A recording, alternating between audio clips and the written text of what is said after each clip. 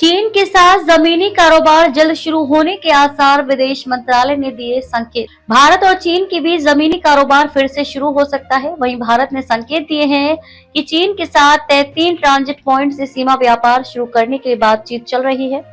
आपको बता दें कि 2020 में पूर्वी लद्दाख में सैन्य गतिरोध के मद्देनजर दोनों देशों के बीच सीमा व्यापार रोक दिया गया था।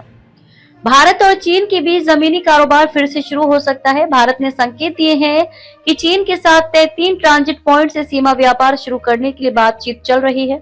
विदेश मंत्रालय के प्रवक्ता रणधीर जायसवाल ने कहा कि उत्तराखंड में लिपुलेख दर्रा, हिमाचल प्रदेश में शिप्कीला दर्रा और सिक्किम में नाथुला दर्रा के माध्यम से सीमा व्यापार को फिर से शुरू करने की सुविधा के लिए चीनी पक्ष के साथ संपर्क में है।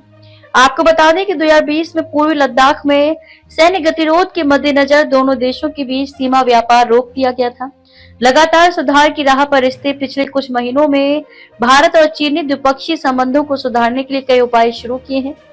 पिछले महीने भारत ने चीनी नागरिकों को पर्यटक वीजा जारी करने की प्रक्रिया फिर से शुरू करने की घोषणा की। पिछले साल 21 अक्टूबर को हुए एक समझौते के तहत डेमचोक और देपसांग के अंतिम 2 टकराव बिंदु से सैनिकों की वापसी की प्रक्रिया पूरी होने के बाद ये गतिरोध प्रभावी रूप से समाप्त हो गया। चीन ने गुरुवार को कहा कि वे दोनों देशों के बीच सीधी उड़ानें फिर से शुरू करने के लिए भारत के साथ संपर्क में है। ऐसी उम्मीद है कि दोनों पक्ष 5 साल के अंतराल के बाद बहुत जल्द हवाई संपर्क फिर से शुरू करने की तैयारी कर रहे हैं। विदेश मंत्रालय के प्रवक्ता लिन जियान ने जब इस इशारे में पूछा गया तो उन्होंने कहा कि इन रिपोर्ट पर हमारी नजर है।